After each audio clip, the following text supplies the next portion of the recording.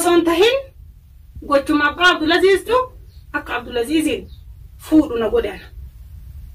ها فارسين أبقى منكية فود نجلا كرا تعريباتين كبين نكية رافودة إرجع سبب نتيان عبد العزيز النفوسي سبب كان هذا بس جريان سكرة دوسنا سو كبين كان كي ينجان نادي بفتي أر عبد العزيز نبرن جروتر أما عبد العزيز هركي يجرا عبد العزيز والأربعون كان كي تقدم فقاتني جرتني هذا جو باتوس وني أتبي تكلم نجور حاجة بيت هذا أبغى كي تقول ميسي جول لنا متي نرافون تنديت أنا مو إسي جالة ديتين جرا بروت لنا برسيسو ديمتي وما لك لنا خانو ديمتي من لنا خانيته أنا فوسي برانتا خنا متي كبرى رات سيدا بنا أنا عبد العزيز نرى لهورون تنديت تكون ولا عبد العزيز نرى هورون تنديت السلام عليكم ورحمة الله وبركاته كبجمتو تفيدا واتوتا چاينا لو ويب تبير ترجمتهم تكيسني في ورونا غرتي أكهارات اللي فيديو كي كان داو أشياء يرتن أرى أبان چاينا لو ويب تبيوكا محمد كارون وعملي أسندي بني جتني نيجو جرتني أكو مثلا اللي وعملي وأن هارو كبر إتنين في وعملي أكرمتي أسندي بني وأن هارون سن اللي أكما كليسا كوبا كابدن سميران شو كليسا أكما غرتيتنين فارسين فراتيتي اتدبلتيتنين المكي يلي فراتشو كوبا كابدن جيشورا أكما رينغا غدا يسيدي متاسي الرسمو فيديو هاران أصباتي جيشورا سنتو أسندي بيسي إسين غني عبد العزيز فراتي أما ترباني في ديمتي فراتنا إسين فراتي سان كيستي namni waliin qixxaawu mootummaatti illee agartee gama tokkoon beeksiseetiin jira gara kaaniin ammallee akkuma kaleessa faarisiin jala dalagee baasisan arras ammoo ilma kiyya baasuudhaaf ganamaa fi halkanii guyyaa jala dalagutti jira dalageellee irra gahee garuu harka kiyya hin geenne namni tokko agartee haala mijeeffatu malee waan tokko utaaleetuma waa gochuu hin deemu waan santu haga ammaana teessisee gara kaaniin ammoo maanguddoon Oromoo magaalaa kana keessa jiran mucoon tulillee agartee nama biyyaati safuu haa cabsitu isiin dubartiidha bakka isiin safuu cabsitetti ammoo atis isii faana rakkoo biraa hin uumini isin hedduu dhaabbanneetinii walitti isin ilaallu dubbii tan agartee maanguddummaadhaan isin ilaalla ka jedhan nu hedduu dhaabbatanii maanguddoo sun agarteetiniin beellama itti nu qabdee beellamni sun agartee bormalee iftaanii nu agarteetiniin safuu akkasiin cabsisan hin cabsinu jennee beellama san eeggachaa jirra maanguddoo san agartee namni ilma namaa tokko maanguddoo kanuun jettee atillee keenna ilmi kunillee keenna isiin sunillee teenna akkanatti walitti isinin dhiifnuu booda akkoo dumtee dubbiin tun agartee harka mootummaallee yoo kaseentu taate intalli tun rakkattii gaafa isiin rakkattillee walumaan rakkanna kanaaf nuti halli itti godha kanuun jedhanii nu hedduu dhaabbatanii har'a ammoo asuu baatee mucaallee fiddee kunoo mucaan na bira jira kunoo kana mucaa agarteetiin mucaan dirqamaan hin finnee mucaan fedhii isaa na jala deeme dhufee as dhufee ammas taanan namni mucaan harkaa fuudhu hin jiru abbaa fedhe yoo taatu ka jettu taatu jetteetiniin dhaadachaa jirti jechuudha namni agarteetiniin har'a maanguddoo harka maanguddoo kana darbeetiniin booda agartee isii sanillee ka rakkoo irra geessu taate namni agarteetiin akka amma magaalaa kana keessatti wal goonuu fi akka agarteetiin as keessa dalinu kana osoo hin ta'in dubbiin tun deemtee cinaan biyyallee geettee jirti rakkoon agartee gara biyyaatillee ka'uu mala kanarraa akka ka'e nu agartee sabbarree cal'isu jira jechuudha mucaan kun agartee barumsa kutaa 12 eega xumuree gara agartee qabxii yuunivarsiitii seenuudhaa fi baatiin takka hin ga'u jechuudha ka amma galmaayeetiin taa'ee eeggachuu jiru kanallee isallee faallisuudhaaf waan kana dalayde tarii mucaa kana waan isiin gootillee hin beeynu yoo akka mucaan galgala kana asirraa viidiyoo isirra haasa'utti akka agarteetiin inumaayyuu mucaan nu kaleessa guddifnee barsiifnee sadarkaa kanaan geen amilee guddaa itti horree irra agarteetiin sadarkaa kanaan geenne sossobdeetiin of biraan geetteetiin akkana jedhi warra keessaniin fedhiitii isii jala deeme jedhe dirqamaan isiin naffinne ani jaaladhee jala deeme jedhe inumaayyuu maallaqa si bira jiru san fi daaba isii ka si bira jiru san galchi jedhi abbaa keetitti himi mee rabbii keessanii jedha daawwattoota fi kabajamtoota keenya haasawa isin haasoftu kanallee asirraa hin dhageettanii ilmummaan tokko kaleessa barsiiftee sadarkaa kanaan geettee baasii barumsaallee waan itti baasullee haala baqattummaa kana keessatti ilmoota akka gartee dhaltee guddifattee har'uma kaleessa immaan isii fuuteef mucaan kun garagalee ka dirqaman ta'in waan kan haasawa isinillee sammuu keessan keessa galfadhaadha. Hedduu nama dhibaa wanni isiin tuni dalayde jechuu barbaadeeti maali tartiiban qabdu wanni isiin asirratti asbaariitu hedduu waa nama dhibaati. Abdulaziziin ani shari'aan fuudhee jetti shari'aan numartuu agartee ilmoo islaamati shari'aan ilmoo nama badheedha sossobadhuuti mana namatti yaami koottuu wajjin gallaa jedhee shari'aan ajaju takka hin jirtillee natti fakkaanne maaliif jennaanin haa ta'u namni wal jaalachuun duruma jirti eega wal jaalatanii booda eega jaalatte maanguddoo warra keessaniin abbaa keetiin akka warra keessanatti ergatu godhi jetteetiin bifa sanitti gorsuudha san hundaa diddamoo qaadii geeffattee nikaa hidhattee waliin jiraachuudha akka gaafsaniiti fuutee manattiin akka galatte as wannummaan takka wanni isiin achi as sochooftee hin jiru abduubdee mana isii osoo hin ta'in bakka biraa keettee jirti akka isiin ammoo achi isiin geessite mucaa halkanii guyyaa ani quba qaba maal keessa akka jiru mucaan kiyya maal akka keessa jiru waan isiin gochaa jirtu hunda waan isiin yaadaa jirtu hunda quba qaba jechuudha waan ani quba hin qabne seeti isiin kana hunda waan agarteetiin inumaayyuu eega abbaan keessi jaalatee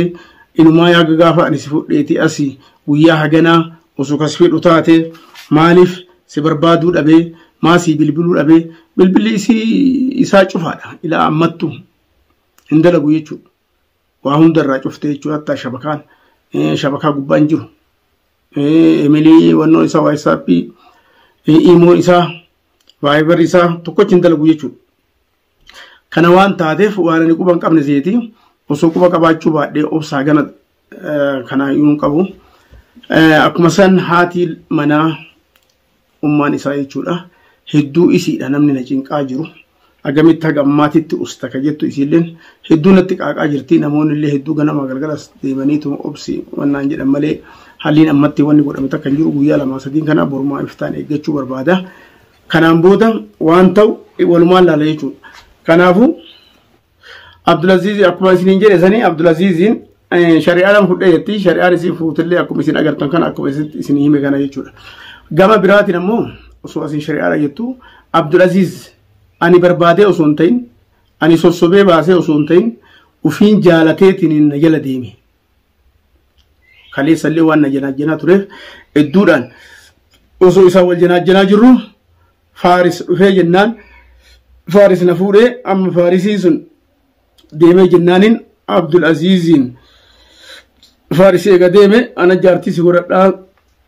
jedheetiniin inni na barbaadee ufii dhufee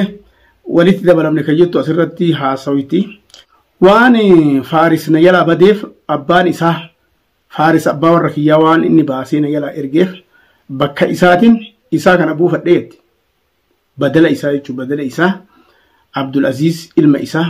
kan inni jaalatu kaleessa akka nu jaaladhullee himaatuma jirti jechuudha akka inni ka jaalatu san dhabsiisa akkuma jette san bakka isaa buufadhee jira argadhe alhamdulillah jettee shakkaruu jirti jechuudha gama biraatiin ammoo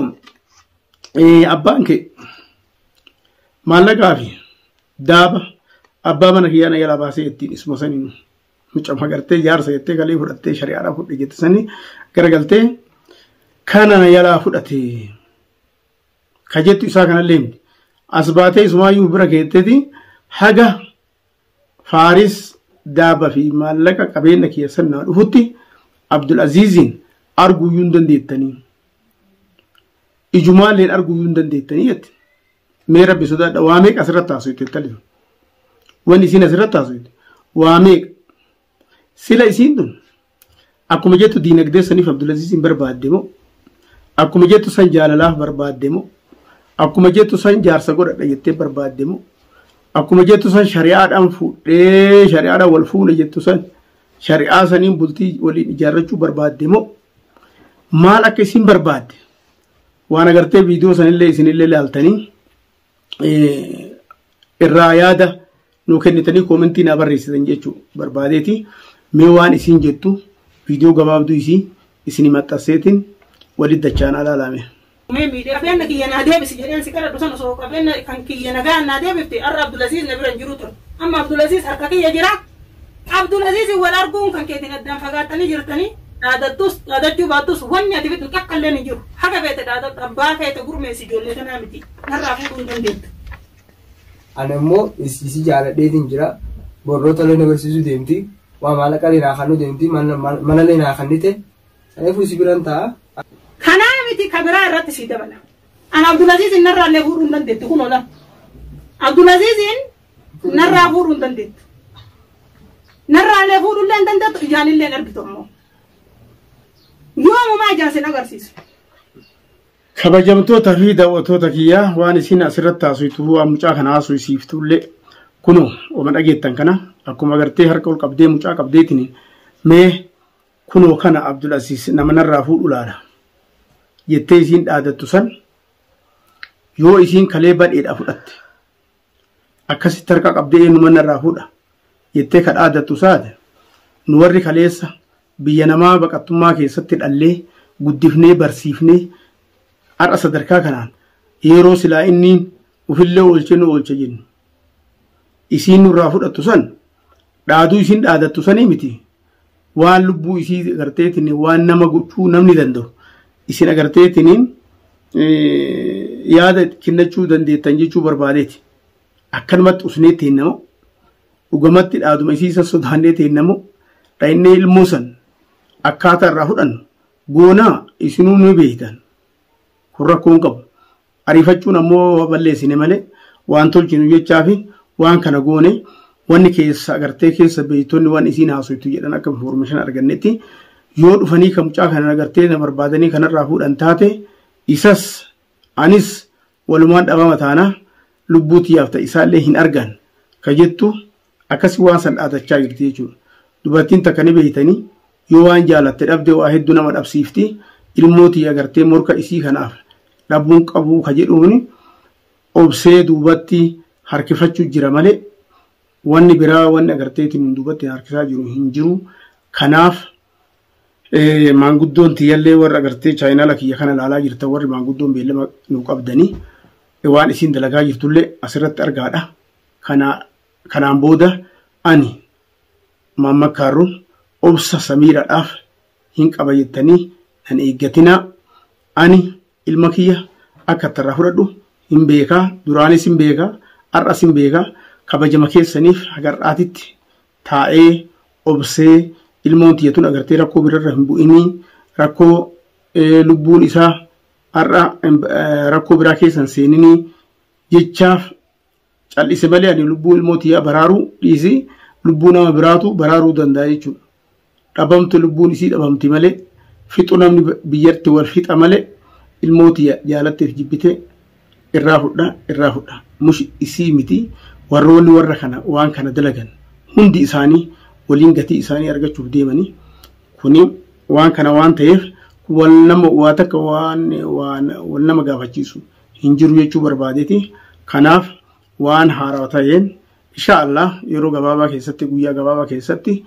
qabadhee isinitti deebi'a. Hagasiif kabajamtoota fi daawwattoota kiyya assalamu alaikum wa rahmatullahi wa barakatuhu. Horaa naa bula.